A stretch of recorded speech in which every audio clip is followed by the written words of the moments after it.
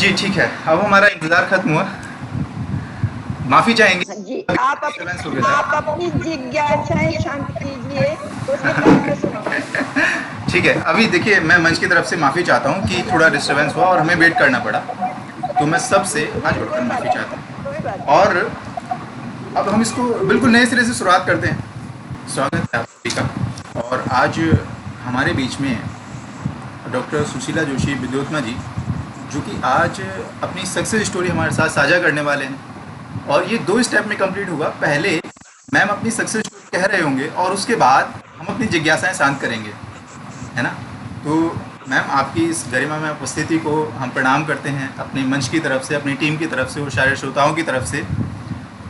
और गुजारिश करते हैं कि आप अपने विषय में कुछ बताएं और हमारा मार्गदर्शन करें कि कैसे युवाओं को अपना जीवन सफलता की तरफ अग्रसर करना चाहिए। स्वागत है मैम। हाँ, तो मैं ये कोई बड़ी बात नहीं है। मैं अब तक बच्चों के बीच में रही हूँ और बच्चों को ही मैंने सराहा है, बच्चे ही मेरे साथ में रहे हैं, इसीलिए शायद मुझमें अभी तक वो बच्चापन नहीं गया है। मैं बड़ों के बीच में कभी नहीं बैठती, मुझे बुढ़े अच्छे नहीं लगते, सच बात है ये। हालांकि मैं खुद बुढ़ी हूँ लेकिन मुझे बुढ़ों के बीच में इसलिए नहीं लगता बैठना कि वो उपदेशात्मक बातें ज्यादा करते हैं और बच्चे उपदेशात्मक बातें नहीं सुनते हैं। उनको ठोस बातें चाहिए, उनको चाहिए कि वो उनके तर्क पे सीधे उतरें। और मैं यही काम करती हूँ। मैं जब भी पढ़ाती हूँ बच्चों को कोई भी सब्जेक्ट, वो उनके लाइफ से रिलेट करके पढ़ाती हूँ, इसलिए उनकी समझ में जल्दी आ जाता है। मैं बच्चों के लिए ये चाहूंगी कि अगर वो आगे बढ़ना चाहते हैं साहित्य के क्षेत्र में, सबसे पहला काम ये करें कि वो इंडिपेंडेंट रहे, स्वतंत्र रहें। अपने जो विचार हैं उनके ऊपर विश्वास रखें, उनके ऊपर कंफर्म करें, उनके ऊपर दृढ़ रहें कि मैं जो सोच रहा हूँ ठीक सोच रहा हूँ। कहीं लेखन में थोड़ी बहुत उनकी मिस्टेक हो सकती है, उसको वो ठीक कर लें, उसमें वो बड़ों की सलाह जरूर मान लें। लेकिन बड़ों के लिए आप ये सोचे कि मैं किसी को अपना गॉडफादर बना लूं या मैं अपना गुरु बना लूं, तो आजकल के सब लोग जी। गुरु ही हैं, याद रखिएगा। कोई किसी का मार्गदर्शन नहीं करता है, सच्चाई तो ये है। तो मैं गुरु में विश्वास, पहले होते थे गुरु जो बच्चे की तरह से, ये बच्चे से भी आगे मानते थे, लेकिन मैं ऐसे भी गुरु जानती हूँ जो द्रोणाचार्य जैसे, जिन्होंने अंगूठा ही मांग लिया, जिसने उसकी साधना को ही खत्म कर दिया। तो मैं ऐसे गुरुओं पे मैं विश्वास नहीं करती हूँ, सच्चाई तो ये है। अगर कोई मन से सिखाता है तो वो ही गुरु मैं मानती हूँ, चाहे वो अरे बच्चा ही क्यों ना वाह! हो। बच्चा भी एक सीख दे करके चला जाता है। जैसे मेरे नाती ने मुझे एक जी। सीख दी थी। मेरे नाती ने, जब मैं गुस्सा कर रही थी, घर में एक झगड़ा हो गया था, उसमें मैं 2-3 दिन तक मुंह फूले रही और हस्बैंड मनाते रहे, मैं नहीं मानी। मेरा नाती मुझे आके कहता है कि नानी, जब तुम्हें गुस्सा आया करे तो एक गिलास पानी पी लिया करो, सारा गुस्सा पेट में चला जाएगा, फिर आप गुस्सा नहीं करोगे। तो देखिए ये कितनी बड़ी सीख है जो मुझे एक 5 साल का बच्चा दे गया। मैं उसको भी गुरु मानती हूँ, लेकिन वो गुरु जो गुरु कह करके और गुरुता को बदनाम करे, मैं उसको गुरु नहीं मानती। अरे वाह!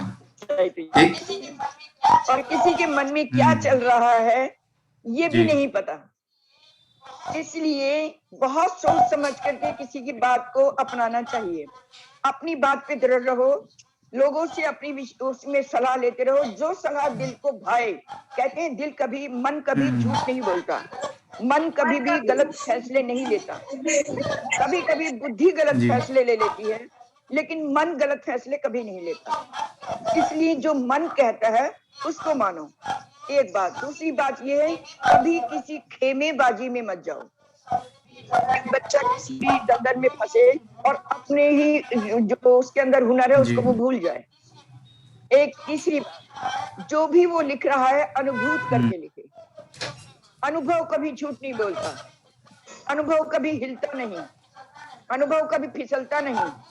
इसलिए अनुभूत करके जो चीज आप लिखेंगे वो आपकी शाश्वत रहेगी। मैम और चौथी बात यह है कि अपने आप को प्यार करो, अरे वाह! स्वयं को प्यार करना सीखो। अगर आप खुद से प्यार कर रहे हो तो पूरी कायनात से आपको प्यार होगा, गारंटी देती मैम हूँ। ये हम कैसे सीख सकते हैं हाउ टू लव योरसेल्फ? ये how to Yeah. love yourself. Behave like as you behave yourself. Behave with the others as you behave with yourself. This is the first definition of love. Yeah. Okay. अगर आप जो चीज आप अपने लिए पसंद नहीं करते वो दूसरे के लिए आप कैसे जी कर सकते हो? बराबर है। एक बात। दूसरी बात, जिस चीज से आपको सुकून मिलता है आप कैसे मान लेते हो कि वो दूसरे को दुख देगी?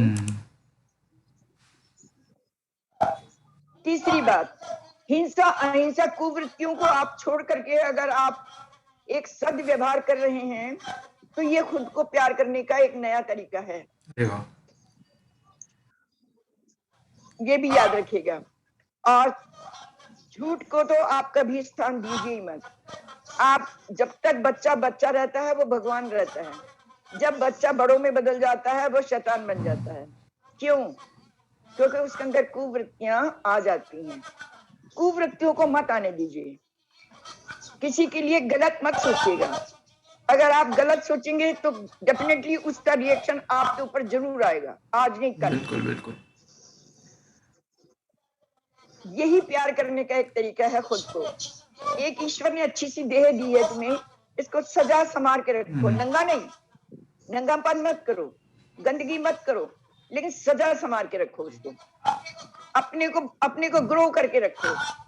जितना आप अपनी देह को प्यार करेंगे, आप अपनी आत्मा को प्यार करेंगे, उतनी आत्मा आपकी खुश होती चली जाएगी। और जितनी आत्मा संतुष्ट रहेगी उसके बाद में आपकी इच्छाएं खत्म हो जाएंगी, गारंटी है ये। अपनी इच्छाओं को खत्म करने का सबसे बढ़िया तरीका है खुद को प्यार करना। अगर आप मान लीजिए अगर आप किसी रेगिस्तान में फंसे हैं तो आप जीवित रहने का पहले सोचेंगे ना। तो जीवित रहने के लिए आप जो कर सकते हैं वो आप कीजिए और आखिर समय तक कीजिए। और अंत तक जब आप चलेंगे तो आपको समझ जाएगा कि मैंने सफलता पाली और मैं आज भी जिंदा हूँ। अगर आप जिंदा हैं तो आपकी आत्मा तुष्ट हो जाएगी। मैम हम जी क्या आप मैम हम आपसे यही जानना चाहेंगे कि क्या आपके जीवन में जब असफलताएं आई तो आपकी लाइफ का बेसिक फंडा क्या रहा कि आप सफलता की तरफ बढ़े और कैसे हम उनसे सीख ले सकते हैं कुछ? नहीं, मैं सफल तो कभी भी नहीं हुई, सच पूछिए तो मैं तो आज भी सफल नहीं हूँ। मैम जो आपको मैं आज भी सफल नहीं हूँ। मैं तो आज भी अपने आप को असफल ही मानती हूँ। और दूसरी बात ये कि सफलता और असफलता ये तो दो पहलू हैं एक सिक्के के। ये तो चलेगा जीवन के साथ। इसको अगर आप इस सफलता में एक सुख दुख में अगर आप समान रहते हैं तो यही आपकी मनस्थिति को दृढ़ करता है। सुख में आप ज्यादा फूले नहीं और दुख में आप ज्यादा रोए नहीं। सुख दुखम समम कृत्वा लाभम लाभव जया जयो। सुख दुख और में लाभ में अगर हानि लाभ में अगर आप समान रहते हैं तो वो आपकी आत्मा की एक बैलेंस, एक संतुष्टि है, एक संतुलन है। और अगर उसमें संतुलन बनाए रखेंगे आप अपने आप में तो निश्चित रूप से आपका जीवन संतुलित रहेगा। फिर उसके ऊपर आपकी सफलता या असफलता कोई मायने नहीं रखती। देखिए, मेरे हस्बैंड ने मेरी शादी के बाद हर 5 साल बाद मुझे सड़क पे आना पड़ता था। मैं एसीज में सोती थी। 15 नौकर मेरे नीचे रहते थे, 5 गाड़ियां मेरे नीचे रहती थी। लेकिन अचानक कुछ ऐसा होता था कि हर 5-6 साल बाद मुझे सड़क पे बैठना पड़ता था पूरा सामान समेट के। ये मेरे साथ होता रहा, लेकिन मुझे बुरा नहीं लगता था। मैं ये सोचती थी, मेरे दिमाग में रहीम का एक दोहा याद रहता है कि रहीमन चुप हुए बैठिए देख दिनन के फेर, जब नीके दिन आए हैं तो बनत न लागत देर। ये समय का फेर है। जब अच्छा समय नहीं रहा बुरा भी निकल जाएगा, और जब बुरा निकल जाएगा फिर अच्छा आएगा। ये तो समय चक्र है, आता रहता है, दुख सुख आते रहते हैं। ऐसी सफलताएं असफलताएं हैं। मैं मानती हूँ कि कुछ लोग बहुत गुणी होते हैं, लेकिन उन्हें सफलता नहीं मिलती। ये उनके पूर्व जन्म का कोई पाप है जो उन्हें नहीं आगे आने दे रहा, तो उसमें वो क्या कर सकता है? कुछ नहीं कर सकता वो, उससे समझौता करना बेटर है। जी ठीक है, हम अपना करते जाएं, आगे करते जाएं, कभी होगा तो हो जाएगा, नहीं होगा तो कोई बुरा काम तो हम जी कर ही नहीं रहे हैं। ये सोच करके आगे बढ़ते रहना चाहिए। And this is what I did. मैंने पूरी जिंदगी यही किया कि भाई अपना काम कर दो, मिलेगा मिल जाएगा, इसका रिकमेंडेशन नहीं मिलेगा कोई बात नहीं। यही मैंने एक फंडा अपना सीखा है। मैं सफल में आज भी अरे नहीं हूँ, सही बात मानती हूँ कि मैं आज भी कई पटलों पे मुझे बहुत लोग पसंद करते हैं, कोई लोग नहीं जी भी करते। अब वो नहीं करते तो मैं क्या कर सकती हूँ इसमें? नहीं करते तो नहीं करते, ये तो सब चलेगा, पसंद भी चलेगी, जी मैम नापसंद भी बिल्कुल। चलेगी। मैम तो जैसा आपने बताया कि हर स्थिति में हमें संभाव रहना है, तो हम ये जानना चाहते हैं कि जी, आपके आदर्श कौन हैं, जहाँ से आप ये प्रेरणा लेती हैं और आप उनसे खुद को कैसे जोड़ते हैं? क्योंकि पाना मैं थोड़ा मुश्किल है। स्वयं, मेरी कोई प्रेरणा नहीं है, मेरी कोई प्रेरणा नहीं है। जो स्थिति आती है वही मेरी प्रेरणा है। मैं उनको, उनका, बजाय इसके कि मैं रोना धोना शुरू करूं, बजाय इसके कि मैं डिप्रेस होकर बैठ जाऊं, मैं उनका हल ढूंढ लेती अरे हूँ। वाह! मुझे बहुत दफा ऐसा हुआ है कि मैं 2.5-3 साल में अपने घर पे रही हूँ, वो परिस्थितिवश रही हूँ।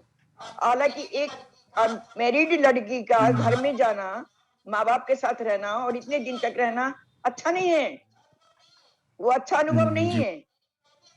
मैं भी अपने माँ बाप के साथ रही हूँ, कहने के लिए मेरे माँ बाप हैं और वो रहेंगे, उनका अधिकार भी है मेरे ऊपर।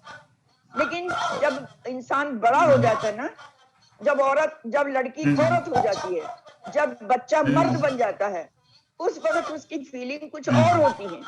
चाहे वो माँ बाप हो, चाहे वो बड़े हो, चाहे वो छोटे हो, चाहे वो बीवी हो या फिर वो बच्चे हो, उनकी फीलिंग कुछ और होती है।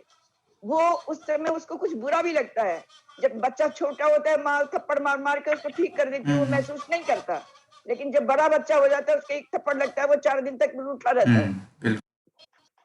तो ये स्थितियां हैं जो बदल देती हैं इंसान को। मना स्थिति समय के अनुसार बदलती रहती हैं। मैम तो ऐसा कुछ नहीं है। अगर कहीं कोई मैम मेरे परेशानी एक आती है, एक्सक्यूज मी जी मैम बोलिए, मैम मेरा बोलिए एक मैम। क्वेश्चन है। मैं डॉक्टर सुषमा बोल रही हूँ लुधियाना से जी बोल रही हूँ मैम। मेरा एक क्वेश्चन है, आपकी जी लाइफस्टाइल जो आपका सुन के, आपका स्ट्रगल सुन के मुझे एक सिर्फ मन में आ रहा है, क्या आपकी फैमिली ने आपका पूरा साथ दिया आपके स्ट्रगल में? हाँ, तो मैं आपको बताती हूँ कि मेरा जिंदगी में कोई खास स्ट्रगल नहीं रहा है। शादी से पहले मेरा कोई स्ट्रगल नहीं रहा है। जब मेरी 21 साल की शादी मेरी हो गई थी, लेकिन मेरा स्ट्रगल शुरू हुआ मैरिज के बाद। एक तो मैं बहुत गरीब घर में चली गई, एक मैं अनपढ़ घर में चली गई। मेरे घर के बहुत पढ़े लिखे लोग थे और मेरे घर के अच्छे खासे, मतलब एक middle class, upper middle class जैसे होते हैं वैसी मैं थी। लेकिन मेरे हस्बैंड अच्छा खासा ठीक थे। अब किसी के भाग्य में तो नहीं जी घुस सकता कोई, उनके भाग्य में क्या लिखा है ये मैं नहीं जान सकती, या मेरे फादर भी है, मेरे पेरेंट नहीं जान सकते। लड़का अच्छा है, कमा रहा है, पढ़ा लिखा है, यही जी देखा जाता है। और मेरी शादी हो गई। उसके बाद फिर मुझे जो शुरुआत हुई तो वो मैं सहती गई। एक 8 साल तक बच्चे नहीं हुए, पढ़ना पड़ा। हस्बैंड बड़े, मेरे हस्बैंड बहुत ही रिजर्व नेचर के थे। उसको उनके साथ कूप अप करना, गाली गलौज कुछ नहीं, मार पिटाई कुछ नहीं, गंदगी कुछ नहीं, कोई बदतमीजी नहीं थी मेरे साथ। लेकिन एक अजीब सा रिजर्व उनका माइंड था।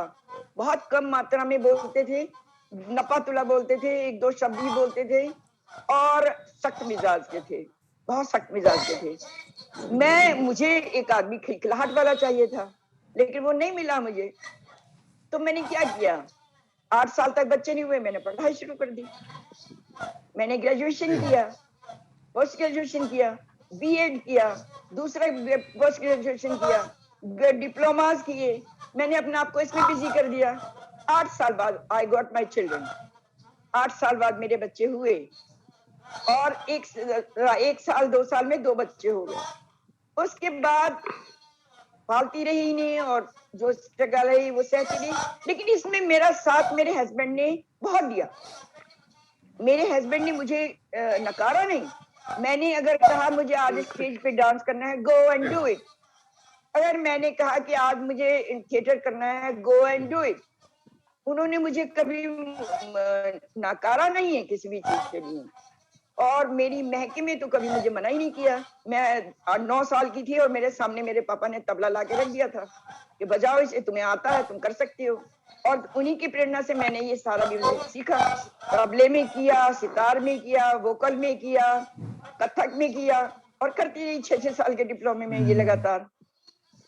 मेरी इस स्थिति को देख के मेरे पति जी भी मुझसे खुश थे, बहुत खुश थे, बहुत प्यार करते थे मुझे और पसंद बहुत करते थे। कहीं ले जाते थे। गुड। फिर से बोलिए मैम। हेलो, फिर से बोलिए। हेलो जी मैम, अपनी एक बात, हाँ जी मैम, मैं आपसे अपनी भी एक बात शेयर करना चाहूंगी आज। जब मेरी शादी हुई थी उस टाइम में से 17 साल की थी, जस्ट ओनली मैट्रिक पास किया हुआ था मैंने। तो शादी के आफ्टर 14 ईयर मैंने दोबारा स्टडी शुरू की।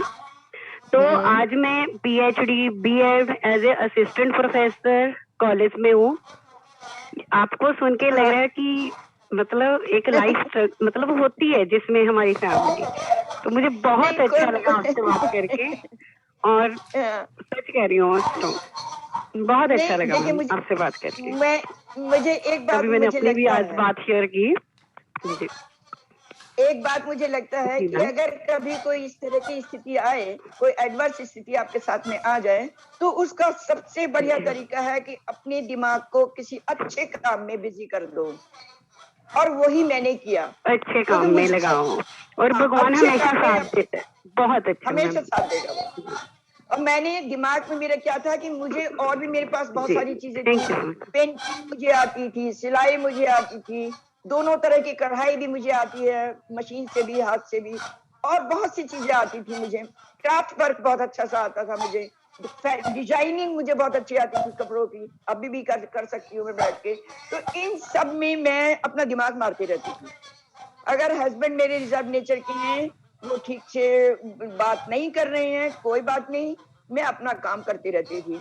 लेकिन उनकी एक बहुत बड़ी खासियत थी, वो चाहे कितना कम बोलें, अगर वो बाहर लेकर के मुझे कहीं जा रहे हैं, तो वो पहले ये कह देते कि खड़ी होके मुझे यहाँ दिखा, और इसमें तेरी ये साड़ी अच्छी नहीं लग रही, इसे चेंज कर ले, तेरी ये स्टाइल ठीक नहीं है, ये ठीक चेंज कर ले। He used to do it that, and that shows that he loved me a lot.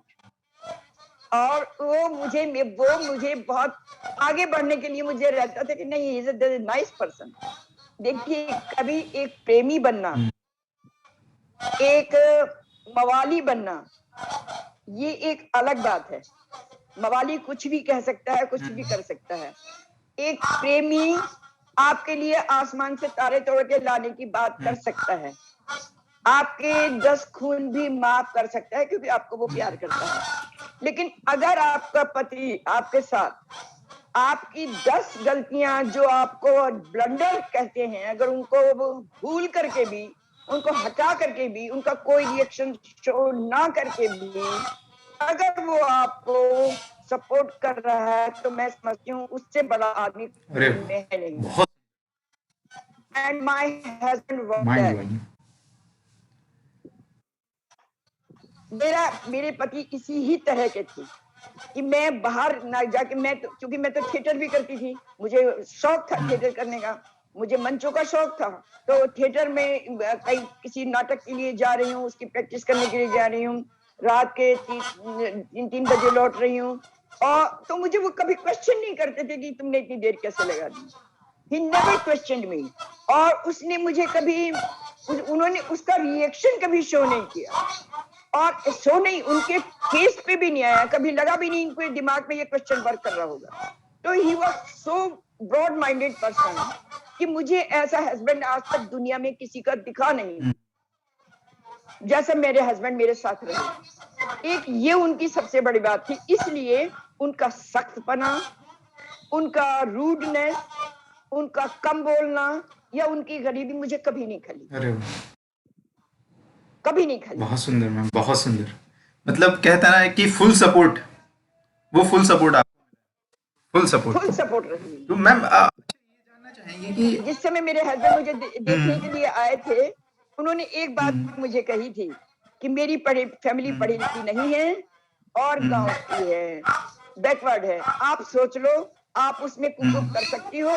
तो यही बात मुझको भाव रही कि this man is a very straightforward man, he will never speak anything wrong to me. ये मुझे सबसे बड़ी बात है और इसलिए मैंने शादी कर ली, वरना उससे पहले जने कितनों को लात मारी। अरे वाह मैम, अच्छा ये जानना चाहेंगे कि आप मतलब इतनी एक्सीलेंट पर्सनैलिटी हैं, तो देखिए ऐसा कब हुआ कि आपने लेखन की शुरुआत की, आप मंच पर जाने की इच्छा जाहिर करने लगे और आपने कविताएं और थिएटर करना शुरुआत कर दिया? मतलब कैसे आप अपने पैशन की तरफ बढ़े मैम?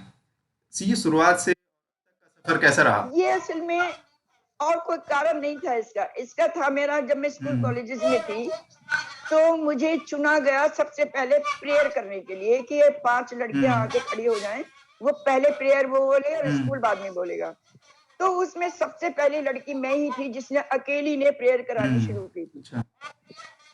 वो प्रेयर मैं कराती थी, फिर एक लड़की ने और ने ज्वाइन किया, दूसरी ने ज्वाइन किया, फिर हम 5 लड़कियां हो गए थे, ताकि अगर कोई किसी दिन ना आए तो लड़कियां कम ना पड़े। एक इसको हम हमारे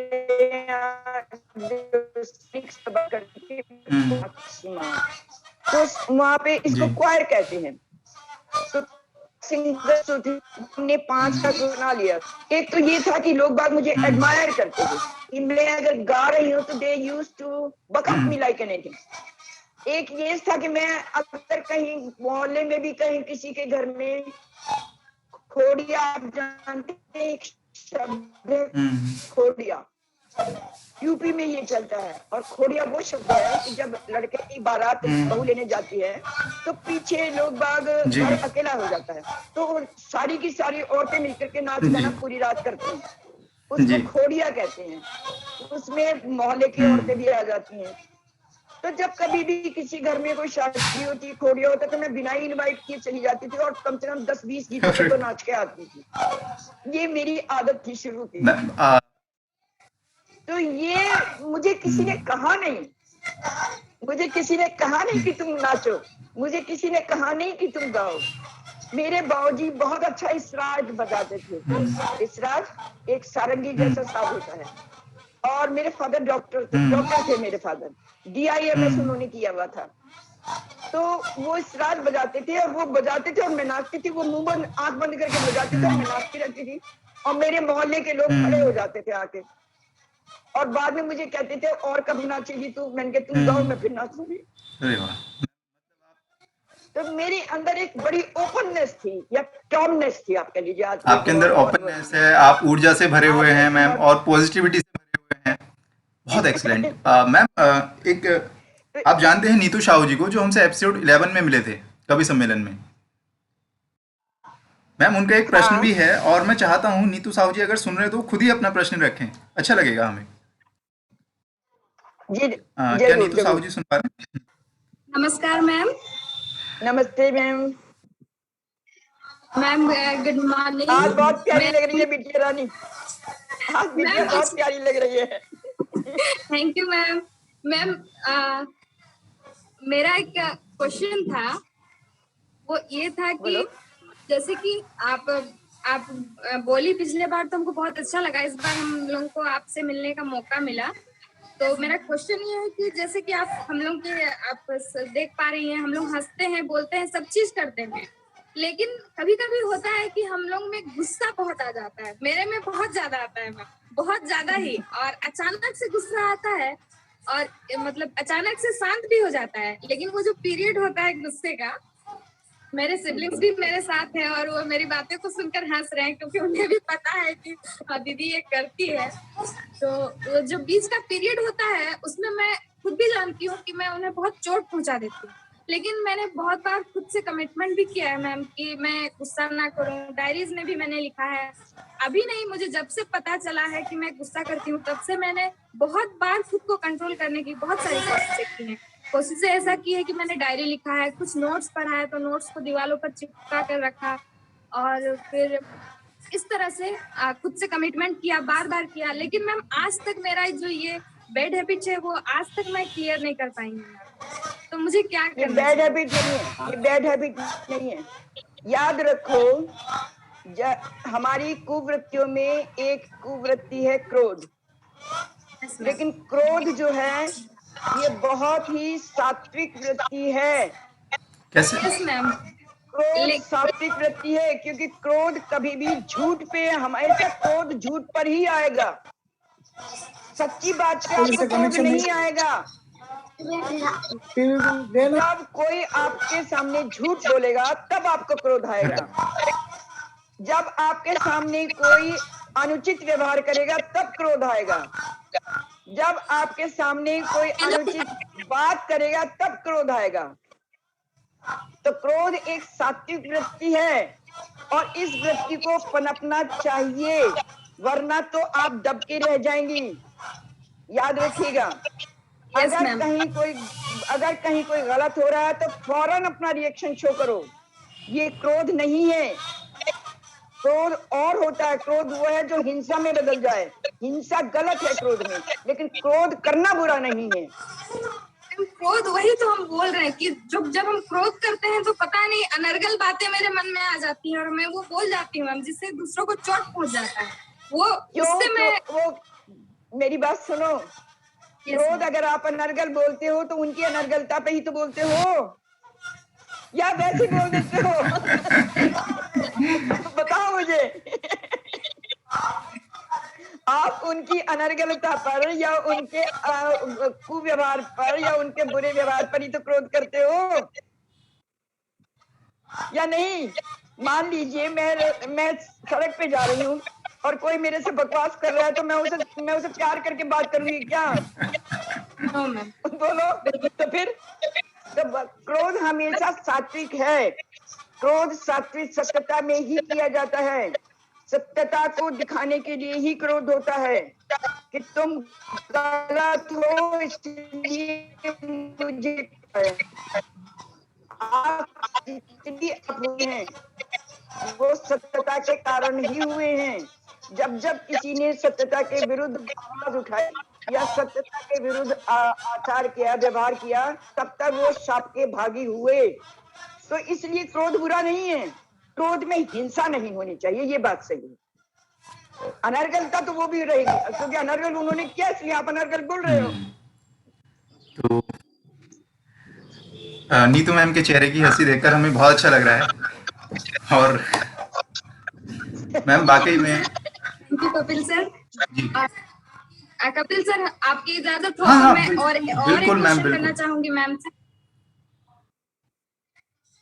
मैम मेरा क्वेश्चन ये है कि आपने अभी कहा कि आपने किस तरह से अपना जो है अपने पार्टनर को डिसाइड किस तरह से किया था कि आप किस तरह की पार्टनर चाहती हैं, कि सर ने आपसे कुछ क्वेश्चन किया तो आपने आपकी मतलब जो मन है उसने कहा कि इन्हें हमें एक्सेप्ट करना चाहिए। मैम हम लोग भी अब इस और बढ़ रहे हैं कि हमें भी अब फ्यूचर में कुछ दिनों के बाद, कुछ सालों के बाद अपना जो है लाइफ पार्टनर चूज करने का मौका मिलेगा। तो मैम मैं बार बार यही सोचती हूँ कि ऐसा क्या हम मतलब उसमें देखूं, मैं ऐसा क्या चीज मुझे फर्स्ट ऐसे तो होता नहीं है कि बहुत बार मीटिंग हो, 1 या 2 मिनट में ही आपको समझना पड़ता है कि किस तरह से मतलब क्या चीज है इनमें जो मतलब उससे मेरे लाइफ पार्टनर ये बनने के लिए योग्य है या नहीं है। किसी का फोटो देख के या फिर किसी का जो बायोडाटा है उसको देख के तो मैम हम लोग कभी पता नहीं कर सकते हैं कि ये मेरे लायक है कि नहीं। तो हमको उनमें क्या बातें देखनी चाहिए कि ये आदमी जो है मेरे योग्य है कि नहीं, मैं इनके योग्य हूँ कि नहीं, ये उचित जो हो रहा है वो ठीक होगा कि देखिए, आप स्वयं को जानती हैं लेकिन दूसरे को आप नहीं जानती। यस तो मैम। इसलिए अपने नॉर्म्स बना के रखिए, गरीबी मत देखिए, खूबसूरती मत देखिए, उसकी सीरत देखिए, वो कितना कितना सही है, और वो जज हो जाता है जब आप उससे 1 घंटा बैठ करके बात करती हैं। अरे बहुत से लोग हैं जो आपके मुंह पे बहुत अच्छी तरह से बातें करेंगे, लेकिन वो निकलेंगे कुछ और। लेकिन आप में अगर विट है तो आप उसकी सत्यता को बाहर ले आएंगी।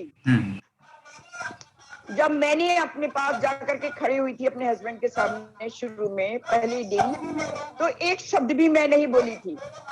मेरे माँ बाप ने मुझे उनके सामने खड़ा कर दिया और उन्होंने देखते ही मुझे कहा कि मैं बाजार जा रहा हूँ। वो बाजार गए, एक डिब्बा मिठाई का लेके आए, एक सिंदूर की डिब्बी लेके आए और एक पेंडल लेके आए सोने का। लाते के सामने उन्होंने कहा बुलाओ अपने घर वालों को। मेरे घर वाले सब वहीं खड़े थे, मैं भी वहीं थी। उन्होंने डिब्बा मेरे हाथ में दिया और बड़े प्यार से, ये लो अपनी मिठाई, ये लो अपनी, ये मैं आपको पहना रहा हूँ। उनके सामने ही मुझे पहनाया और उसके बाद में एक चुटकी सिंदूर मेरे सिर में डाल के कहते हैं, ये तुम्हारा सिंदूर, आज के बाद तुम मेरे लिए यहाँ रहोगी सिर्फ छुट्टी होने तक, गर्मियों की छुट्टी आने तक, क्योंकि जनवरी में आए थे वो, और जब मैं छुट्टियों में आके तुम्हें ले जाऊंगा। ये मेरे पापा से कह गया और बिना कुछ लिए वो वापस मुड़ गए। तो ये व्यवहार है उस आदमी का जिसने मुझे ये किया कि 1 मिनट में इसने मुझ पे कितना बिलीव कर लिया कि इसने मुझे सब कुछ जो इसके पास इस समय हो सकता था वो दे दिया, और दे करके एक विश्वास दिला करके ये चला गया, और साथ में ये भी बता गया कि मैं किस फैमिली से हूँ। तो ये इससे बड़ा तो कोई मुझे लगता नहीं कि कोई इम्तिहान होगा किसी आदमी का। मैम एक प्रश्न और आता है कि जब हम विवाह की बात करते हैं तो यहाँ पर दहेज एक ऐसी प्रथा है जो गरीबों की कमर तोड़ रही है। मैम उस पर आपके क्या विचार हैं, हम जानना चाहेंगे। मैडम भैया, लड़कों वालों से अगर लड़के की शादी आप करा रहे हो तो सबसे पहला काम ये करो कि लड़की वालों से ये लिखवा लो कि हम आपको कोई दहेज नहीं दे रहे हैं, जो दे रहे हैं अपनी लड़की को दे रहे हैं। पहली बात। दूसरी बात, उनसे ये लिखवा लो कि हमने आपको, उनसे एक लिस्ट ले लो। हालांकि दहेज तो लेना ही नहीं चाहिए, पर लोग यूं कह देते ना कि हम कंगाल थोड़ी हैं जो अपनी बेटी को 1 रुपए में दे देंगे। लोग बाग ये भी तो करते हैं, तो ये आप नहीं मांग रहे हैं।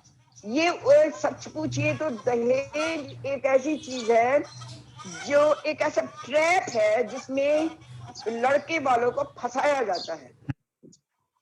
वो चाहे दे 1 पैसा भी ना, चाहे वो 1 साड़ी भी ना दे, लेकिन वो ये जरूर कह देंगे कि मेरा इतना पैसा खर्च हो गया इस शादी में। तो इसलिए अगर मान्य है तो सीधे कहो कि भैया मंडप लगवा दो, लड़का लाके बैठा दूंगा, लड़की ले आओ और फेरे करके अपने घर ले जाऊंगा, साड़ी भी मेरी पहन के जाएगी। या तो ये करिए, वरना उनसे एक लिस्ट लीजिए और उस लिस्ट को पूरा करके रखिए, और जब उसकी लड़की आए उनको लेने के लिए दोबारा जब पग फेरे के लिए आते माँ बाप या भाई भाई, उनके सामने उस लड़की को सौंप दो कि लो भाई ये तुम्हारे घर से आया था, इसे रखो अपने पास। आप अपनी क्लैरिटी दिखाएं ना जी। आप दूसरों के ऊपर विश्वास ना करें। दहेज कोई मांगता नहीं है, कोई नहीं मांगता है। दहेज दिया जाता है सिर्फ इसलिए कि हम बहुत अच्छे हैं, हमने बड़े पैसे लगा के अपनी लड़की की शादी की है, एक शान दिखाने के लिए। अच्छा मैम, कई बार क्या होता है ना कि कुछ लोग मतलब सामाजिक बुराइयों के कारण या अपनी गरीबी के कारण या मानसिक तनाव के कारण अपनी सफलता की तरफ नहीं बढ़ पाते हैं और रुक जाते हैं, और फिर वो उसी पर अपने आप को संतुष्ट करने के लिए कुछ बहाने दिमाग में बना लेते हैं। लोगों का मार्गदर्शन मैम आप कैसे, जैसे कई छात्र होते हैं, वो 1 बार असफल हुए, 2 बार असफल हुए और फिर वो कहते हैं कि नहीं अब मुझे ये करना ही नहीं है, जबकि वो नेक्स्ट स्टेप पे सफल हो सकते हैं, नेक्स्ट टाइम में सफल हो सकते हैं। मैम उस जगह पे आप उनका मार्गदर्शन कैसे करेंगे। देखिए बेटे, जहां तक जीवन में सफलता की बात है, इसमें बहुत सारे फैक्टर वर्क करते हैं। आपकी योग्यता भी हो, आपके पास पैसा भी हो, आपकी अप्रोच भी हो, और सबसे बड़े आपकी किस्मत भी हो। जी। ये सब फैक्टर एक साथ होंगे तो आप सफलता की सीढ़ी चढ़ेंगे, वरना जहां तक आपको लिखा है वो वही होगा। समय बड़ा बलवान है, ये इसके बिना कोई इंसान कभी इससे जीतता नहीं है। जितना किस्मत में लिखा है उतना ही मिलता है, और उसी समय मिलता है जिस समय लिखा है। बिल्कुल मैम, कोई आप साहित्यकार हैं और तो इसलिए इन सब बातों को भूल जाओ कि हम सफल हैं या असफल हैं, अपनी तरफ से करते रहो, ठीक है, हो जाएगा, नहीं हो जाएगा मैम, तो होगा। कोई बुरा काम तो कर हेलो नहीं रहे हैं। हेलो कपिल जी जी, जी आपको सर। मैं सुन पा रहा हूँ।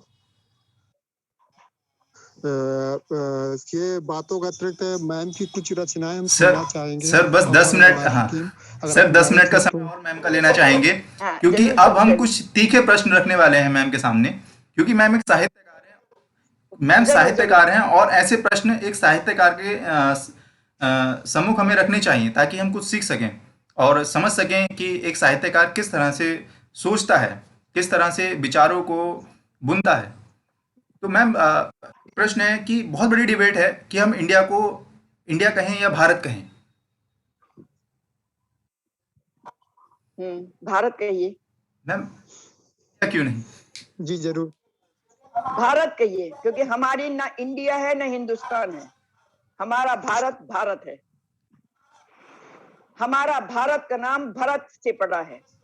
इसके पीछे एक स्टोरी भी है कि जब शकुंतला का बेटा भरत जी एक शेर के मुंह में हाथ डाल करके उसके दांत गिन रहा था, तब इसका नाम भारत रखा गया था कि इस देश भारत। उससे पूछा कि तुम्हारा क्या नाम है, तब उसके दिमाग में आया था कि भारत जैसे ही लोग भारत जैसे देश में रह सकते हैं और कोई नहीं। तो हमारा सिर्फ भारत है, ना इंडिया है ना हिंदुस्तान। मैम वर्तमान में जिस दर से शोषण बढ़ रहा है और हो रहा है, क्या वाकई में ये कोरी कहानी नहीं लगती?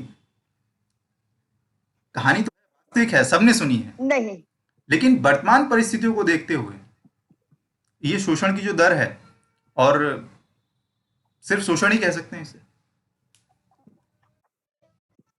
शोषण क्या, किस चीज में शोषण नहीं है आप मुझे बताओ।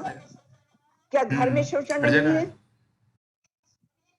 एक स्त्री के गर्भ में एक बेटी अगर पड़ी हुई है तो माँ ही कह देती है इसे निकाल दो। क्यों? क्योंकि जो उसके साथ घट रहा है कम से कम इस बेटी के आने के बाद इसके साथ ना घट जाए। वो दूसरों के डर से उसको निकलवा देती है। ये घर की परिस्थितियां हैं। बाहर आप समाज में देखिए, एक स्त्री मेरी जैसी जो इस एज में मैं जैसे पहले थी वैसे मैं आज भी हूँ, जैसे बचपन में रहती थी वैसे मैं आज भी रहती हूँ। मुझ पे उम्र का असर नहीं है। मैं नहीं सोचती कि मैं 80 इयर्स की हो गई हूँ इसलिए मुझे पूरी आस्तीन के कपड़े पहनने चाहिए, गले ढक के बनाना चाहिए। मैं नहीं सोचती ऐसा। मैं सोचती हूँ मेरी जो ओरिजिनलिटी है वो रहनी चाहिए, और मैं उसमें कंफर्टेबल फील करती हूँ। और जीवन में कपड़ा हो या कुछ भी हो, वो अपने आप को आराम देने के लिए ही होते हैं सब कुछ। तो मैं जिसमें कंफर्टेबल फील करती हूँ मैं वही काम करती भी हूँ। आप मुझे देखिए, समाज में अगर मेरी जैसी लेडी जाती है तो बड़े लोग बड़ी ऊंची ऊंची आंख उठा करके देखते हैं कि ये इतनी बुढ़ी होकर के भी ऐसे कपड़े पहनती है क्यों भाई, किधर से नंगी दिख रही हूँ मैं? बताओ मुझे। क्या हाथ अगर मेरे कंधे दिख रहे हैं तो इसमें क्या प्रॉब्लम आ गई आपको? आपका अपना शरीर, अपना मन आपके बस में क्यों नहीं है? आप मेरे ऊपर क्यों लांछन लगा रहे हैं कि मेरे से कपड़े पहन रही हैं? आप अपना मन बस में कीजिए। बिल्कुल मैम। मन आपका बस में नहीं है और आप दोष दूसरों को दे रहे हैं। क्यों शोषण कर रहे हैं? आप दूसरे को क्यों मानसिक पीड़ा दे रहे हैं? जब आप कच्चे बनियान में बाहर आते हो तो कोई औरत आपको कुछ नहीं कहती। जब आप सिर्फ कच्छा पहनते हुए सड़क पे घूमते हो तो कोई औरत आपको कुछ नहीं कहती। तो एक ही तरफा बात क्यों है ये? दूसरी बात आप पॉलिटिकल में ले लीजिए। पॉलिटिकल में हर इंसान हवस, पैसे की हवस में मरा हुआ है। जहां उसके पास पैसा आया और उसका दिमाग 10 तरफ को चला। पैसा कैसे जमा किया जाए, लड़कियां कैसे बुलाई जाएं, औरत को कैसे बुलाया जाए, किस खूब से सुंदर औरत को कैसे बाहों में लिया जाए, वो सब इस बातों में सोचना शुरू कर देते हैं। तो ये तो एक कह लीजिए कि कुवृत्तियों का दास बन के रह गया है आज का इंसान। जहां कुवृत्तियों का दास बन करके रहेगा, वहां पर इंसान कभी भी सुखी नहीं रह सकता। अपनी इच्छाओं को कम कीजिए, अपने मन को वश में कीजिए, अपने आचरण को शुद्ध कीजिए, अच्छा सोचिए, बड़ा सोचिए, अरे वाह, तब ये शोषण बंद होगा। शोषण सोच की चीज है, शोषण हाथों की चीज नहीं है। अगर आपकी सोच नहीं बदलेगी, शोषण किसी भी क्षेत्र में कभी बंद नहीं होगा। मैम, आपने कालिदास को भी पढ़ा होगा और शेक्सपियर को भी पढ़ा होगा। और हाँ हाँ मैम, और कहा यह जाता है कि कालिदास भारत के शेक्सपियर हैं, जबकि कालिदास शेक्सपियर से बहुत पहले अपना अस्तित्व बना चुके हैं और बहुत लंबे समय तक उनका अस्तित्व रहेगा।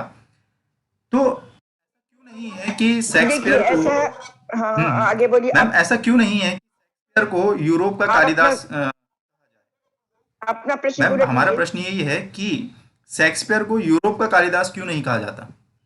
इस विषय पर आप। शेक्सपियर, हाँ तो आप देखिए, हमारे देश में जी। अंग्रेजों का राज्य रहा है और हर सत्ता जो भी आती है, हर सत्ता अपने को प्रमोट करती है, दूसरे को नहीं।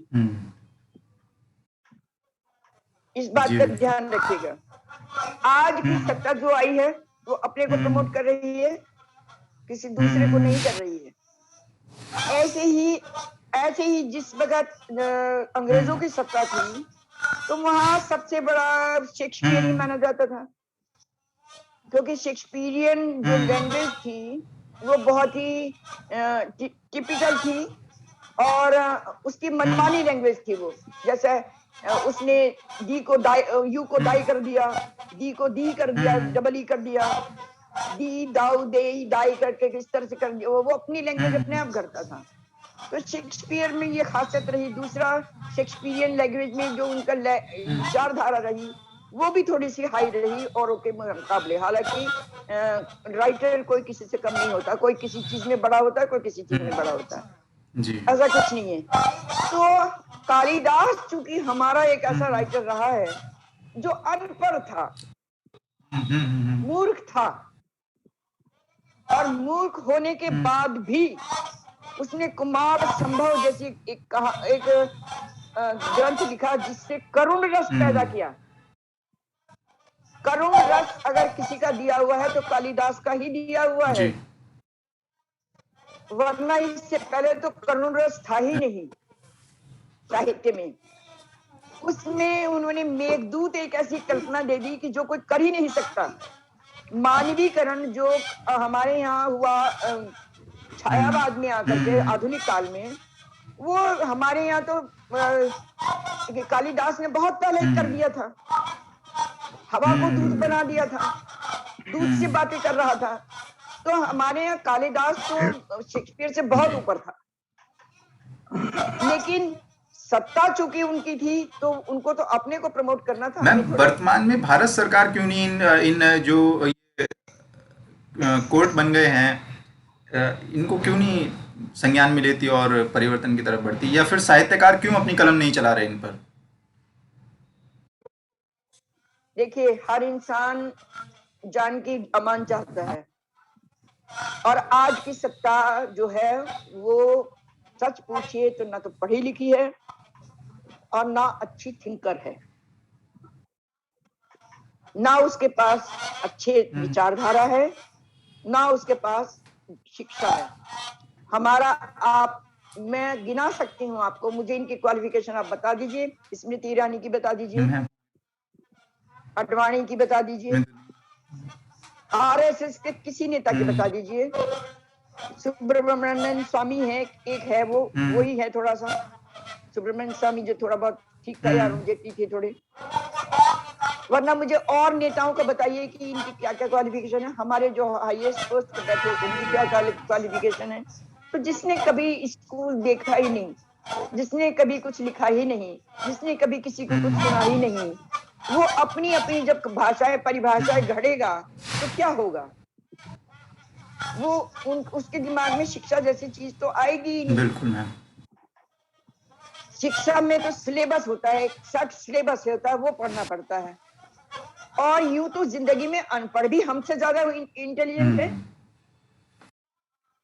क्या हमारे दादा परदादा हमारे, क्या वो इंटेलिजेंट नहीं थे? बिल्कुल थे। तो ऐसा तो मैं नहीं मानती कि पढ़े लिखे ही लोग इंटेलिजेंट हो सकते हैं, लेकिन शिक्षा अलग एक चीज है और इंटेलिजेंट होना एक अलग बिल्कुल। बात है। कि शिक्षा ग्रहण की जाती है, इंटेलिजेंस ईश्वर का दिया हुआ होता है और उसको विकसित किया जाता है शिक्षा के द्वारा। मैम इसलिए शिक्षा आवश्यक है। शिक्षा हमारे यहाँ शुरू से थी, राम के जमाने से थी। गुरुकुल थे उस समय, जी, गुरुकुलों जी। में पढ़ा करते थे। तो शिक्षा तो हमेशा रही है। आजकल के जमाने में शिक्षित कोई है ही नहीं हमारे यहाँ। चला इस देश को चलाने वाला, तो उनको शिक्षा की महत्व क्या पता होगा? ये तो है। बिल्कुल मैम। ये मैम इसी कड़ी में कुछ एक प्रश्न है जो हिंदी से जुड़ा हुआ है मैम, क्योंकि हम हिंदी भाषी। हाँ, वर्तमान बोलिए। में हिंदी अपना अस्तित्व खो रही है, ये तो हम सब समझते हैं, और युवा पीढ़ी आंग्ल भाषा की तरफ अग्रसर हो रही है। तो हिंदी ये जो भाषा है उसके अस्तित्व को बचाने के लिए हमें किस तरह से प्रयास करने चाहिए, क्या हमारे प्रयत्न होने चाहिए मैम? ये आपका प्रश्न नया नहीं है जी बेटे। मेरी जी। बात सुनिए ध्यान से। मैं नहीं मानती कि हिंदी प्रसार नहीं कर रही है। हिंदी यहाँ इन भारत से लेके इंग्लैंड, अमेरिका और इवन मॉरिशस तक फैली हुई है। हर जगह हिंदी का बोलबाला है, ऐसा नहीं है। सिर्फ हिंदी भाषा को आप कोड की भाषा बनाने में ही हिंदी भाषा बनेगी क्या? कि कोड की भाषा हिंदी होनी चाहिए? मैं गारंटी से देती हूँ कि अगर कोड की भाषा हिंदी हो गई तो आप इतनी कंफ्यूज रहेंगे कि आपको समझ भी नहीं आएगा कि क्या मतलब है इसका। हिंदी अंग्रेजी से ज्यादा कठिन है। दूसरी बात कि आपको बताती हूँ, इंग्लिश की बात कर रही हूँ मैं नहीं मानती इस बात को कि इंग्लिश की वजह से हिंदी घट रही है। ये हम भारतीय ही हैं जो किसी विदेशी भाषा को पढ़ रहे हैं, सीख रहे हैं, समझ रहे हैं और पढ़ा भी रहे हैं। पूरे विश्व में घूम करके देख लिए, कोई विदेशी भाषा को कहीं नहीं पढ़ाई जाती जी। ये सिर्फ भारतीयों का दिमाग है। वो किसी विदेशी भाषा को इतनी अच्छी तरह से जानते हैं कि इतने इंग्लैंड वाले भी नहीं जानते। उसकी ग्रामर को इतना अच्छी तरह से जानते हैं जो इंग्लैंड वाले भी नहीं जानते हैं। तो मैं नहीं मानती हूँ इस बात को। किसी भाषा का जानने का अर्थ ये नहीं है कि हम अपनी भाषा खो रहे हैं। ये तो हमारा एक अच्छा एक एडिशनल क्वालिफिकेशन है हमारी, एक एडिशनल क्वालिटी है हमारी। ये भारतीयों का ही दिमाग है, इसीलिए तो लोग हमारी तरफ अट्रैक्टेड हैं। भारतीय बच्चों को बुलाते हैं और अपना काम करवाते हैं। क्यों? क्योंकि एक तो वो बहुत ज्यादा लेबोरियस हैं, दूसरा वो बहुत ज्यादा विटी हैं, तीसरे वो बहुत ज्यादा लैंग्वेज को फॉलो करने वाले हैं। वो कहीं भी जाते हैं उसी लैंग्वेज को बड़े आराम से फॉलो कर लेते हैं। तो ये तो हमारी क्वालिटी है। बिल्कुल। मैं ऐसे कुछ पटलों से जुड़ी हुई हूँ जिसमें विदेशी लेखक भी हैं। मैं कैसे मान लूं कि हिंदी वहां सरवाइव नहीं कर रही? वहां से मैगजीन्स निकल रही हैं, वहां से अखबार निकल रहे हैं, वहां से रचनाएं आ रही हैं, वहां से किताबें निकल रही हैं, हमारी किताबें जा रही हैं, वो पढ़ी जा रही हैं। तो मैं कैसे मान लूं कि हिंदी का विकास नहीं हो रहा?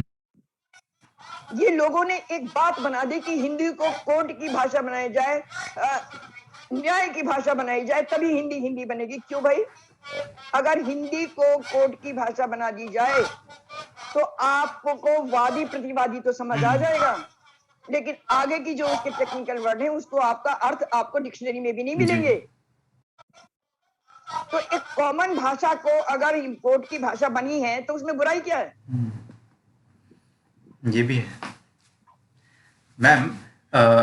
एक साहित्यकार समाज में परिवर्तन के लिए लिखता है, लेकिन जैसे हम देखते हैं कि भिक्षावृत्ति, जो भीख मांगने की एक प्रथा चली है, और दानवीर जैसी हम कहते हैं कि वीरों में 4 प्रकार के वीर होते हैं, जिनमें एक दानवीर भी होता है। लेकिन जब हम सामाजिक विज्ञान का अध्ययन करते हैं, तो वहाँ पे भिक्षावृत्ति को एक सामाजिक अपराध बताया गया है। आपका क्या मानना है कि भिक्षावृत्ति एक सामाजिक अपराध है? ये पॉजिटिव एक्ट है या एक निगेटिव एक्ट है? देखिए, ये तो हमारी एक विद्वत्ता का एक प्रमाण है कि हम हर चीज पर अपनी विद्वत्ता थोपते हैं। आप मुझे ये बताइए, भीख कोई जानबूझ के मांगता है क्या? किसी को भीख मांगना अच्छा लगता है क्या? नहीं, बिल्कुल। कल हमारे पास, ईश्वर ना करे, कल हमारे पास कोई ऐसी परिस्थिति आ जाए कि हमारे हाथ में एक भी पैसा ना हो और पेट में हमारे भूख लगी हो, आग लगी हो भूख की, तो आप क्या करेंगे? मजबूरी है, फिर तो ये क्या हम करना ही करेंगे होगा आप? फिर तो यही करेंगे ना कि भाई किसी से भी आप कहेंगे भाई एक रोटी खिला दे किसी तरह। तो कोई भी, मुझे नहीं लगता कि ये भिक्षावृत्ति जो है ये कोई जानबूझ के कर रहा होगा।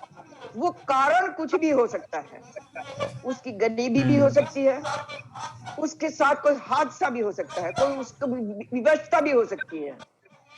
विवशता ये हो सकती है किसी ने उसको अपहरण किया हो, वो उसको कह रहा हो हाँ, कि वही भीख चीज। मांग के ला, ये भी पॉसिबल है, ये भी पॉसिबल है। तो इसमें अपराध वृत्ति भी काम करती है, इसमें कोई दो राय नहीं है। कुछ लोगों को इजीली पैसे लेने के लिए अपराध वृत्ति की तरफ धकेल दिया जाता है, और उस अपराध वृत्ति से वो उनका, लेकिन वो अपने आप तो नहीं कर रहे ना ये काम। लेकिन मैम, वो काम से मैम बचने यहाँ के पर लिए तो नहीं समस्या कर रहे, वो एक मैम ट्रैप में यहाँ फंसे पर हुए समस्या हैं। ये आ जाती है कि जो व्यक्ति इस भिक्षावृत्ति में चला गया, उसकी आगे की जो जनरेशन हैं वो भी तो इसी कार्य में लगी रहेंगी, तो समाज का एक तबका फिर इसी कार्य के लिए गुलाम की तरह बनकर रह जाएगा। क्या ये तो वही तो बोल रही हूँ मैं आपको कि पहले तो वो निकाले ना वहां से, बजाय इसके कि ये इसको भिक्षावृत्ति को एक नाम दे दिया जाए, कुछ भी नाम दे दिया जाए। सबसे पहले तो उस अपराध का कारण ढूंढा जाए और उस कारण को खत्म किया जाए। वो किसी के पास समय नहीं, उसके लिए किसी के पास समय नहीं है, क्योंकि इसके आसानी से पैसा आ जाता है और वो खर्च कर लेते हैं, लाखों करोड़ों बनी बैठे हैं। मैम अब लास्ट प्रश्न जी। उसमें से हिस्सा हमारे अफसरों को भी जाता है, तो वो कोई क्यों करेगा उसको खत्म? सबसे पहले तो ये है कि अपनी ड्यूटी अच्छी तरह से की जाए। कुछ होता अगर कोई अपनी ड्यूटी ठीक ठाक कर रहा है, अच्छी तरह से कर रहा है, तो उसका निवारण हो सकता है। जी। कोई भी लड़की, हाँ, हेलो बेटे। हेलो मैम, मैं इसी हाँ, पर मैम, बोलिए। आपने जो भी विचार रखा उसी पर एक बात कहना चाहूंगी कि जैसे आपने अभी कहा थोड़ी देर पहले कि जैसे कि भिक्षावृत्ति को ही समाप्त किया जाए, तो इसी तरह से मैं मतलब कपिल जी और आपके बातों का समर्थन करते हुए एक बात कहना चाहूंगी कि जिस तरह से हम बोलते हैं कि चारों ओर नेगेटिविटी है, जैसे कि मैंने आपको अभी जैसे कि अभी आपको मैंने क्वेश्चन किया था थोड़ी देर पहले कि मैम जो मेरा है जो बहुत गुस्सा है, इसी तरह से आपने उसको पॉजिटिव वे में चेंज कर दिया कि गुस्सा भी जो होता है वो क्या होता है, वो एक आपका अंदर का एक इमोशन ही है जो अच्छा इमोशन है, आपने उसको इस तरह से बयां किया। तो इसी तरह से मैं बोलना चाहूंगी कि जो हमारी जो भिक्षावृत्ति है, बोला जाता है अभी हो भी रहा है अपराध, तो ये इतना ज्यादा स्प्रेड नहीं है कि सभी को भिक्षा मंगवाया जा रहा है, गैंग बनाया जा रहा है। कुछ लोग सच में ऐसे हैं कि जो गरीब है, तो पॉजिटिविटी को इतना फैला दिया जाए, अपने हो सकता है हम साहित्य के माध्यम से फैला सकते हैं, या फिर हम यूट्यूबर हैं तो यूट्यूब के माध्यम से फैला सकते हैं, क्योंकि हम भी समाज के अंग हैं, तो हमारा भी यह दायित्व बनता है, उत्तरदायित्व बनता है कि हम जो है समाज को अच्छी तरफ ले जाएं। जैसे कपिल जी अच्छाई फैला रहे हैं, और भी बहुत सारे लोग होंगे, आप हैं मैम, और मैं बहुत कम लोगों को जानती हूँ इस सेशन के, इसीलिए मैं अशोक कुमार परमाणिक जी जो मेरे क्लासमेट हैं उनको जानती हूँ। तो बहुत सारे ऐसे लोग हैं जिनके पास पॉजिटिव वेब्स हैं, तो हम क्यों ना पॉजिटिव वेब्स को इतना फैलाएं कि नेगेटिविटी बचे ही ना। और ऐसा ना बोले कि हमारे चारों ओर बहुत नेगेटिविटी है, हम ये बोले कि कितनी सारी पॉजिटिव वेव्स हैं। जी। तो पॉजिटिविटी को पॉजिटिविटी में बदला जाए, ये तो अच्छी बात है। पॉजिटिविटी ये को बोला जाए कि नेगेटिविटी है, ये देखा जाए कि कितनी सारी पॉजिटिविटी।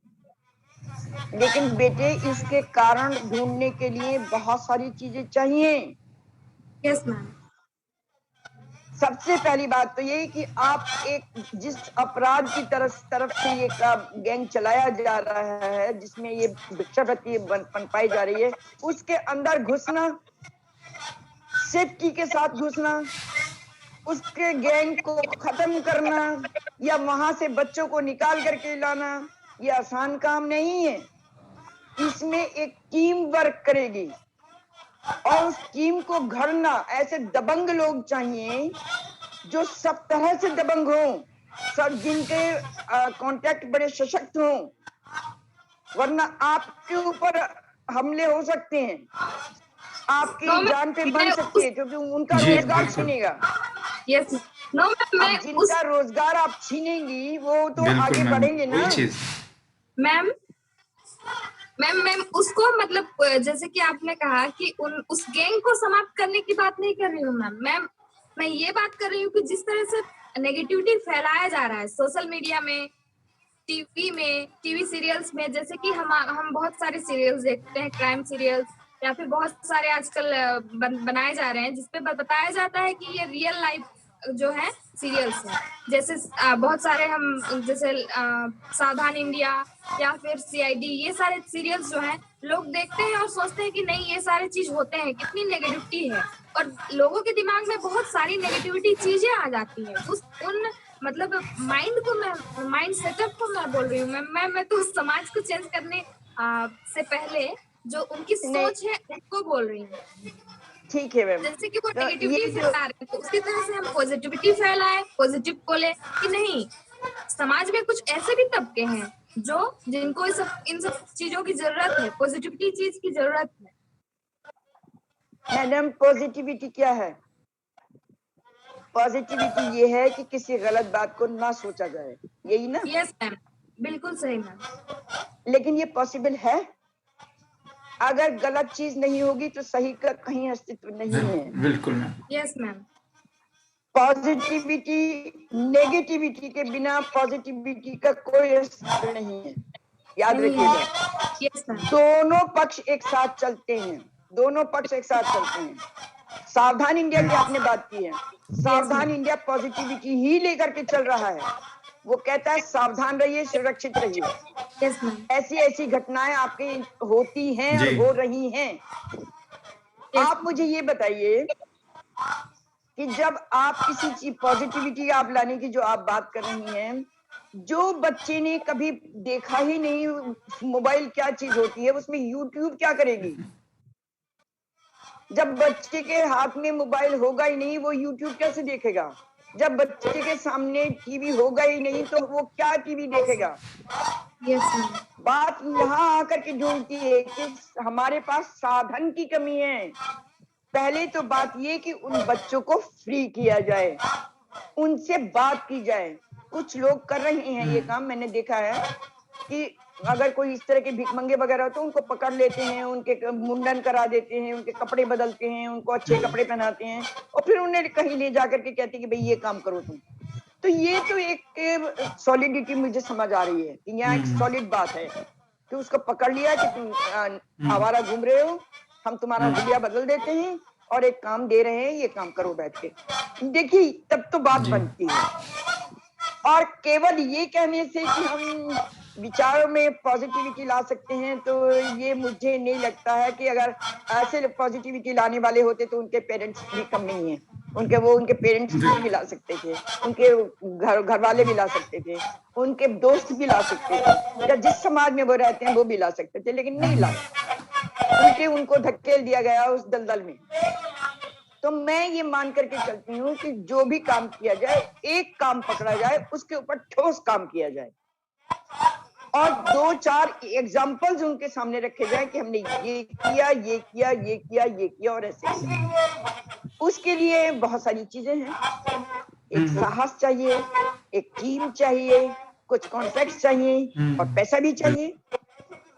और जहां पैसे की बात आएगी वहां आप हैंकी पैंकी देश सोचना शुरू करेंगे, 100% सोचना शुरू करेंगे, क्योंकि इतना पैसा आपके पास नहीं कि फालतू आप खर्च करेंगे किसी दूसरे के ऊपर। अपना ही खर्चा पूरा कर लीजिए पहले, और अगर आप दूसरे के खर्चे के लिए पूरा कर रहे हैं तो डेफिनेटली आपको हैंकी पैंकी करना ही होगा, और हैंकी पैंकी एक बार शुरू हुआ तो फिर वो हैंकी पैंकी रहती है। ये भी सुन लीजिए। मैम, मेरे पास शिक्षा है, इसलिए मैंने तो शिक्षा की तरफ कदम बढ़ा रखा है। मुझे कोई लड़की, कोई लड़का, कोई बच्चा ऐसा दिखाई देता है कि उसका जहन बहुत अच्छा है, माइंड बहुत अच्छा है, लेकिन उस पढ़ने के लिए साधन नहीं, तो मैं उसे ऑफर कर देती हूँ कि आजा, मैं तुझे पढ़ा दूंगी। ये मैं कर देती हूँ। बहुत एक्सीलेंट वर्क, सैल्यूट मैम। ये मैं कर देती हूँ। हाँ, ये मैं कर देती हूँ। मैंने 5-6 बच्चे ऐसे पढ़ा के छोड़ दिए जो आज अच्छा कमा रहे हैं। मैम, लास्ट में एक प्रश्न और पूछना चाहूंगा मैम आप। मैम, क्या होता है ना कि टीवी ने एक बहुत एरिया कवर किया हुआ है, और सही मायने में मिडिल क्लास या फिर जो मिडिल से नीचे हैं, लोअर फैमिली है, वो टीवी उनके घर में होता ही होता है, और वो डेली देख ही रहे होते हैं 3 से 4 घंटा, है ना। और वहां पर सास बहू वाले सीरियल्स होते हैं जिनमें सिर्फ लड़ाई दिखाई जाती है, और मैंने कभी देखने का प्रयास किया तो मुझे तो यही लगा कि ये लड़ना सिखा रहे हैं, कैसे सास को बहू से लड़ना है, बहू को सास से कैसे लड़ना है, नन से कैसे लड़ना है, वो चीजें। और जैसे कपिल शर्मा का शो है, उसमें इतनी फूहड़ता है, और कुछ वेब सीरीज ऐसी बन रही है जिसमें अश्लीलता है, ये व्यक्तित्व पर एक नकारात्मक प्रभाव डाल रही है। मैम, एक साहित्यकार कैसे मार्गदर्शन करेगा कि हम पॉजिटिविटी की तरफ बढ़ पाए, ये आपसे जानना चाहेंगे। सबसे पहले तो ये बात सोच करके समझ लीजिए कि जो मीडिया है वो बिका हुआ है कुछ लोगों के हाथों में। उसमें कुछ पॉलिटिकल भी हैं, उसमें कुछ कॉप्स भी हैं, उसमें कुछ बड़े आदमी भी हैं। दूसरी बात ये कि मनोरंजन के नाम पे आजकल पैसा कमाया जा रहा है, और पैसा वही कमा सकता है जो जिसकी मांग होती है वो उसको परोसा जाए। क्योंकि आजकल लोगों में एक सेक्स नाम की चीज आकर के घुस गई है। पहले इसका नाम भी लेना हमारे यहाँ पाप समझा जाता था। अगर हमारे यहाँ कोई लड़की या लड़का कोई गलत तरीके से बोल देता था तो थप्पड़ पड़ते थे माँ बाप के या दादा दादी के। आजकल कोई नहीं कहता। अगर छोटे से बच्चे ने कोई शब्द मुंह से गंदी गाली निकाल दी तो सब हंस पड़ेंगे उसे कि आज ये मेरे बच्चे ने ये बोला है। उस समय उसको ताड़ा नहीं जाता। हमारा सिस्टम बिगड़ गया है, हमारी कल्चर बिगड़ गई है, हमारी कल्चर वर्ण संकर हो रही है। प्रॉब्लम यहाँ है। हमारे यहाँ वर्ण संकर तो जानवरों में भी नहीं है, लेकिन हमारे आदमियों में वर्ण संकरता आ रही है, और वर्ण संकरता आज आएगी तो माहौल भी बिगड़ेगा। माहौल बिगड़ेगा तो आचरण भी बिगड़ेंगे, और आचरण बिगड़ेगा तो सब तरह की नेगेटिविटी भी आएगी। याद रख लीजिए, वर्ण संकरता कभी नहीं होनी चाहिए।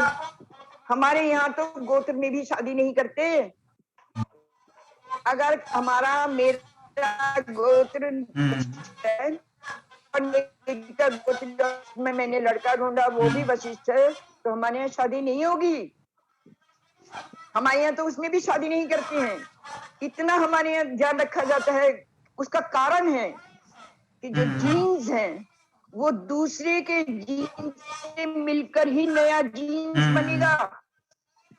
अगर सेम जीन्स को आप रोटेट करते चले जाओगे तो वो जीन्स एक ना एक दिन आकर के जीरो हो जाएगा। मुस्लिम्स में यही हाल है।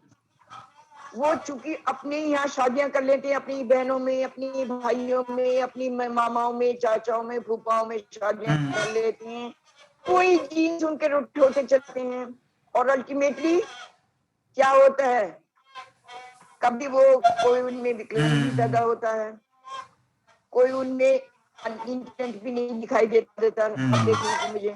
तो आज ऐसे जीन्स को चेंज करना जरूरी है। अगर जीन्स चेंज नहीं होती है तो प्रॉब्लम आती है। आज नहीं, अच्छा अब ठीक है, सुनाई दे रहा है मैम? ये जो जीन्स वाली बात आपने कही ना, हाँ सुनाई दे रहा ये है? जीन्स वाली जो बात आपने कही ये बिल्कुल सही है। जी, जेनेटिक्स में मैंने खुद पढ़ा है कि फिर नए वेरिएंट बनते ही नहीं है अगर हम सेम ब्रीड कराएंगे या सेम नहीं, बिल्कुल बिल्कुल बिल्कुल यही बात है, यही न्यू बात वेरिएंट है, नहीं आएंगे तो फिर डेवलपमेंट बात होगा है। ही नहीं,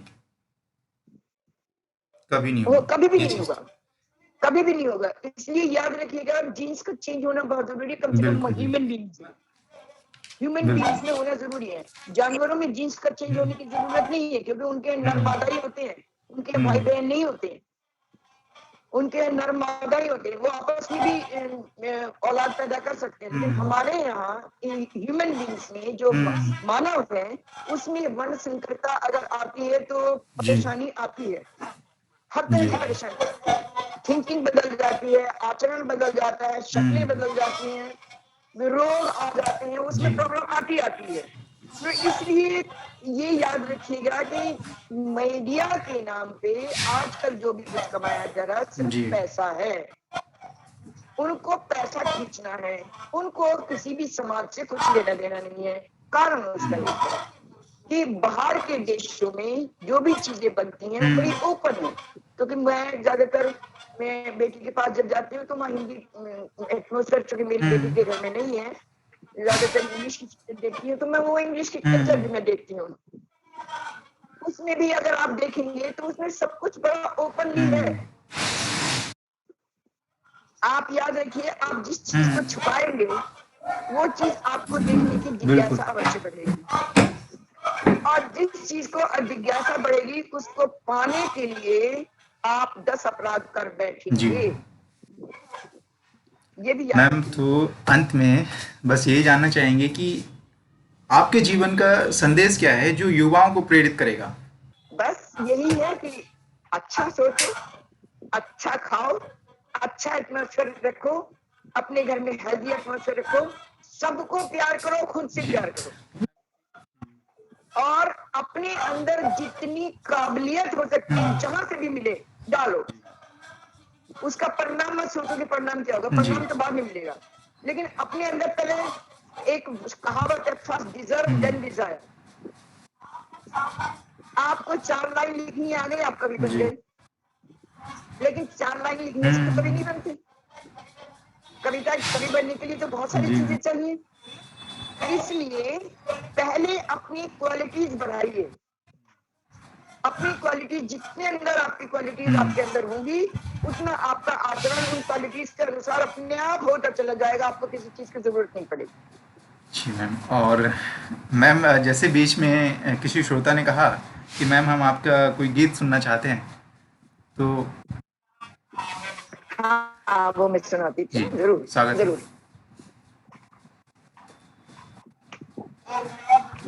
एक नया जी गीत मैम, मैंने लिखा है, ये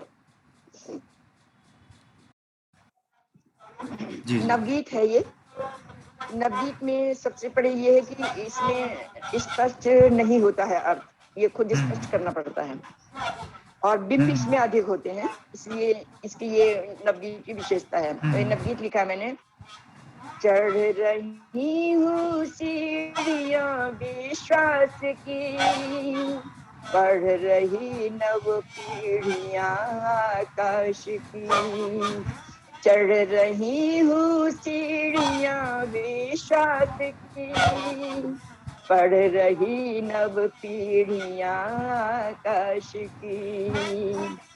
मुट्ठी में मैं नभ समेटे आऊंगी, मुट्ठी में मैं नभ समेटे आऊंगी, ढोल वातायन के पट फिर गाऊंगी।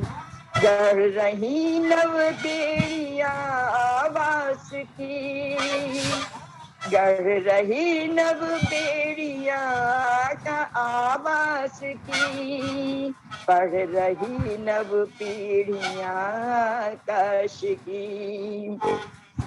व्योम से लाऊंगी तारे नोच कर, व्योम से लाऊंगी तारे नोच कर, बादलों की दीवारें मोच कर। व्योम से लाऊंगी तारे नोच कर, मैं बादलों की दीवारें मोच कर। लड़ रही मजबूरियां विश्वास की, लड़ रही मजबूरियां निश्वास की, पढ़ रही नव बेड़ियां आकाश की। सपन देखूंगी रंगीले अरे प्यार वाह। के, स्वप्न देखूंगी रंगीले प्यार के, बादलों से मैं मिलूं सब वार के।